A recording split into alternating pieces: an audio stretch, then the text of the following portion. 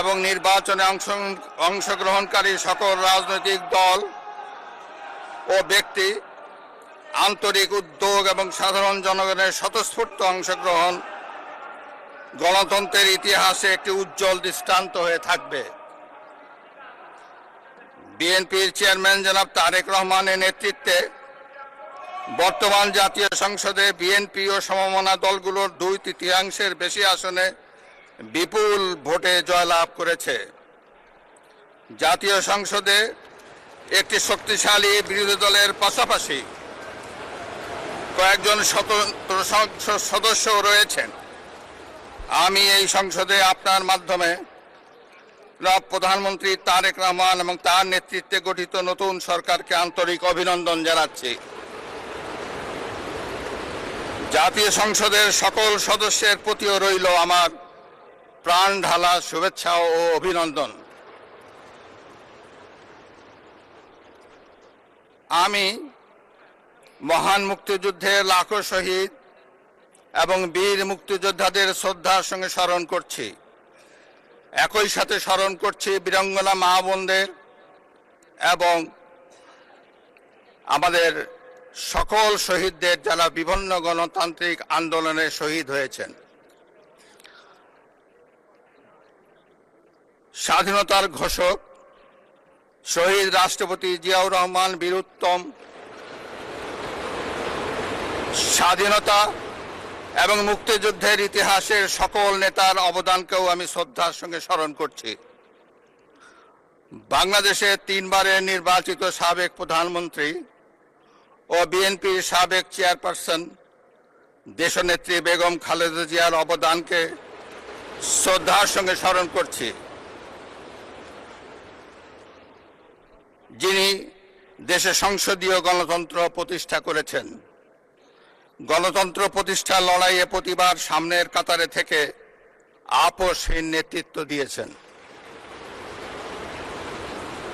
জনাব স্পিকার, বাংলাদেশের গণতন্ত্রের ইতিহাসে 2024 সালের জুলাই আগস্ট মাসে ছাত্র জনতার গণ অভ্যুত্থান একটি গুরুত্বপূর্ণ ঘটনা।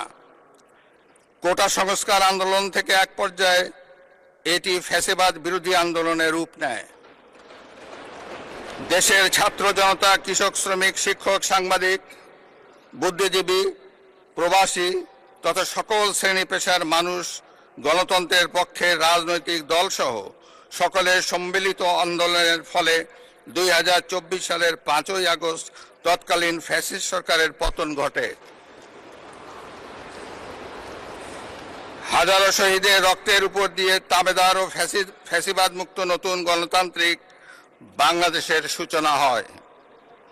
আমি 2024 সালের জুলাই আগস্ট ছাত্র জনতার গণ অভ্যুত্থানে শহীদ ও আহতদের এবং দীর্ঘ 1.5 দশকের ফ্যাসিবাদী শাসন আমলে গুম, খুন, বিচার বহির্ভূত হত্যাকাণ্ড এবং ফ্যাসিবাদ বিরোধী আন্দোলনে নির্যাতন ও নিপীড়নের শিকার সাধারণ মানুষ ও রাজনৈতিক দলের সদস্যবৃন্দকে কৃতজ্ঞতার সঙ্গে স্মরণ করছি,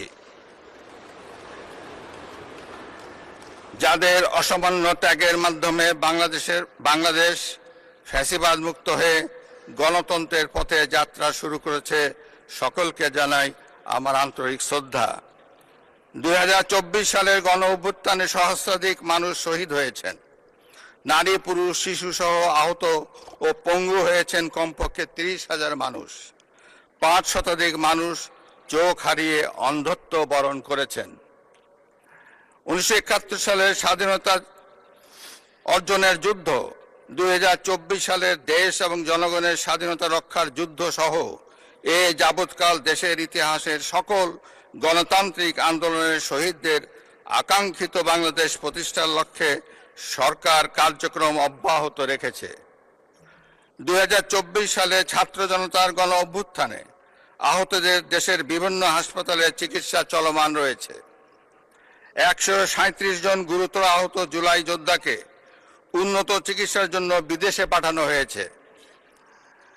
আহতদের 12,043টি স্বাস্থ্য কার্ড দেওয়া হয়েছে। 1971 সালের বীর মুক্তিযোদ্ধা ও 2024 সালের জুলাই যোদ্ধাদের চিকিৎসা সহায়তা ও ভাতা অনলাইন ব্যাংকিং সিস্টেমে পরিচালিত হচ্ছে। সরকার জুলাই গণ অভ্যুত্থানের ইতিহাস সংরক্ষণ, গবেষণা, উন্নয়ন, দিবস উদযাপন সহ নানামুখী কার্যক্রম ও বাস্তবায়ন করে যাচ্ছে।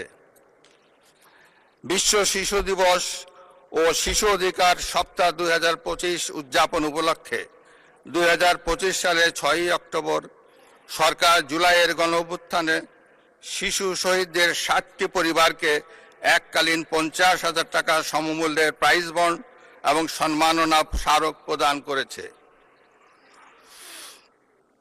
ওসমানী উদ্যানে জুলাই স্মৃতিস্তম্ভ নির্মাণের উদ্যোগ গ্রহণ করা হয়েছে।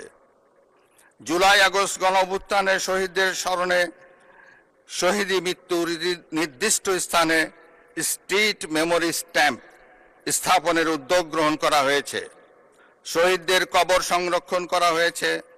জুলাই শহীদদের স্মৃতি অম্লান রাখতে জুলাই অভ্যুত্থানের স্মৃতি জাদুঘর এবং 64টি জেলায় স্মৃতিস্তম্ভ স্থাপন করা হয়েছে। জাতীয়ভাবে 36 দিনব্যাপী জুলাই পুনর্জাগরণের অনুষ্ঠানমালা 2025 বাস্তবায়িত হয়েছে। জনাব স্পিকার, আজ এই মহান সংসদে আমি অন্তর্বর্তীকালীন সরকারের কার্যক্রম এবং বর্তমান সরকারের কার্যক্রম ও পরিকল্পনার সারসংক্ষেপ তুলে ধরছি। তবে বক্তব্যের বিস্তারিত সংসদ সদস্যদের সামনে লিখিতভাবে উপস্থাপিত হয়েছে। জনাব স্পিকার, বর্তমান বৈশ্বিক অর্থনীতি এবং অস্থিতিশীল সময় অতিক্রম করছে। বাংলাদেশের সামষ্টিক অর্থনৈতিক পরিস্থিতি 2023-24 অর্থবছরের তুলনায় 2024-25 অর্থবছরে অনেকটা স্থিতিশীল রয়েছে। রেমিটেন্স সহ আরও কয়েকটি সূচক ইতিবাচক ধারায় ফিরতে শুরু করেছে। 2025-26 অর্থবছরে অর্থনৈতিক পরিস্থিতি